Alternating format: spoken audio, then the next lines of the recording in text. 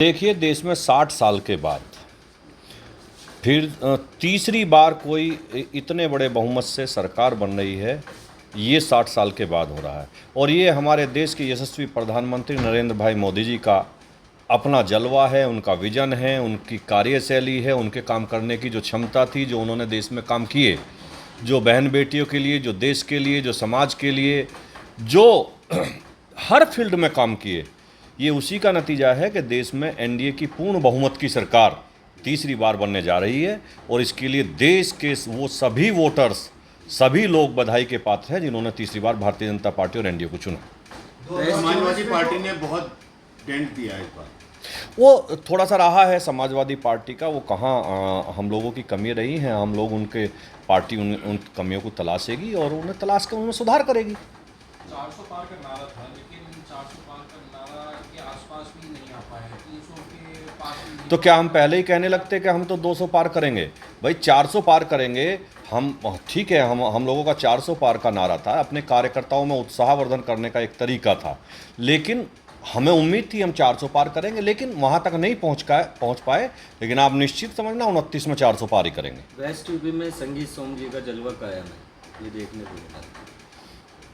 नहीं, संगीत सोम एक भारतीय जनता पार्टी का कार्यकर्ता है और हम सब लोगों ने मिलकर काम किया है। कहीं जीते हैं, कहीं हारे हैं।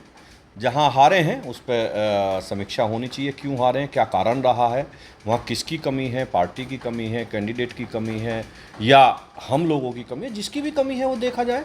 मुजफ्फरनगर के बड़बोले नेता हार गए हैं। आपने किस इलाके के अंदर काम किया पार्टी के? अब मैं बड़बोले तो नहीं कहूँगा, मुजफ्फरनगर में भारतीय जनता पार्टी के कार्यकर्ता थे, लेकिन वो हार हुई है तो उसकी भी समीक्षा होनी चाहिए, क्यों हुई है, पूरी समीक्षा होनी चाहिए। मेरा सवाल ये है कि 2024 में आपने किस क्षेत्र के अंदर पार्टी के लिए काम किया और वहाँ का रिजल्ट क्या रहा? देखिए, मैंने सब क्षेत्रों के लिए काम किया और ख़ासतौर से अगर मुजफ्फरनगर की भी बात करेंगे तो सरधना विधानसभा नहीं हारी है, बाकी विधानसभा हारे। सरधना विधानसभा, जो हमने कहा था कि सरधना विधानसभा नहीं हारेगी, इतने सब कुछ होने के बाद भी सरधना विधानसभा हम बराबर रहे हैं।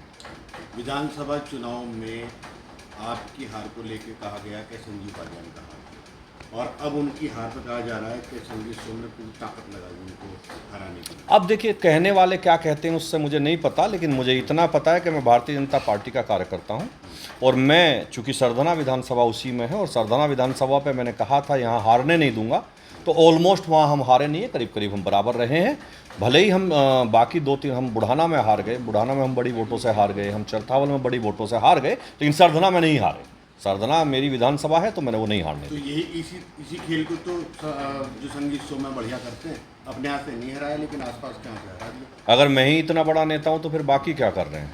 अगर मैं ही हर जगह खेल कर सकता हूँ। देखिए साहब, मैं भारतीय जनता पार्टी का कार्यकर्ता हूँ, मेरी जिम्मेदारी मुजफ्फरनगर लोकसभा में सरधना की थी और सरधना हमने नहीं हारने दी। 45 वोटों का अंतर रहा, जो कोई अंतर नहीं होता। ठाकुरों को समझाने की बिल्कुल कोशिश नहीं करी, लेकिन बिल्कुल ठाकुर समझे और ठाकुरों ने वोट दिए, भारतीय जनता पार्टी को वोट दिए, एक तरफा वोट दिए। ये शक्ति प्रदर्शन ठाकुर संगीत सोम का था चुनाव से ज़्यादा, उस शक्ति प्रदर्शन के अंदर कहीं ना कहीं संगीत सोम कामयाब हुए। नहीं, मैं कोई शक्ति प्रदर्शन कभी नहीं दिखाता, ना कोई शक्ति प्रदर्शन था। शक्ति प्रदर्शन हम पार्टी के लिए दिखाते हैं कि पार्टी का फ़ायदा कैसे हो, और पार्टी का फ़ायदा करना ही हम सब लोगों का काम है। भारतीय जनता पार्टी की सरकार बने, 2027 में चुनाव आ रहा है, 2027 में फिर से भारतीय जनता पार्टी की उत्तर प्रदेश में सरकार बने। सबको इसी के लिए काम करना चाहिए। टिप्पणी करने वाले कौन क्या करता है उस पर मुझसे बहुत फर्क नहीं पड़ता है। संगीत सोम जी, मेरा ये सवाल है कि ये बीजेपी का ओवर कॉन्फिडेंस था या गठबंधन का एकजुटता थी कि उसको वोट मिला और कहीं ना कहीं जो 400 पार का नारा था उसको नहीं होने दिया और मुस्लिम वोटरों का एक तरफा वोट गठबंधन को गया? क्या आप देखिए, जो इंडिया गठबंधन था, जो ठगों का एक ठगबंधन बना था, वो पूरे देश में एक माहौल बना रहे थे कि रिजर्वेशन ख़त्म कर दिया जाएगा, ओबीसी का आरक्षण ख़त्म कर दिया जाएगा, ये कर दिया जाएगा, एससी का आरक्षण ख़त्म कर दिया जाएगा। वो उसे फैलाने में कामयाब नहीं हुए।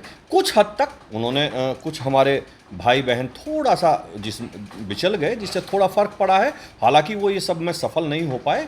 भारतीय जनता पार्टी ना किसी आरक्षण को ख़त्म करने जा रही है, ना आरक्षण को कोई छेड़ने जा रहा है।